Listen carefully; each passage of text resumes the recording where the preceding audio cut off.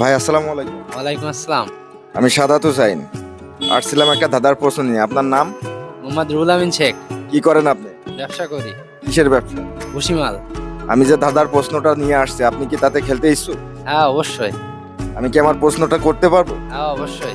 আপনার জন্য সময় থাকবে 5 সেকেন্ড। ঠিক আছে। না পারলে আপনি পাস করবেন। ওকে? আচ্ছা, আমি কিন্তু প্রশ্নটা করতেছি আপনাকে। কোন জিনিস ভাঙলে সবাই খুশি হয়? কোন জিনিস ভাঙলে খুশি হয়? 1 2 ডিম। কোন জিনিস ভাঙলে সবাই খুশি হয়? পাস। ভাই, কোন জিনিস ভাঙলে সবাই খুশি হয়? মন ভাঙলে সবাই খুশি।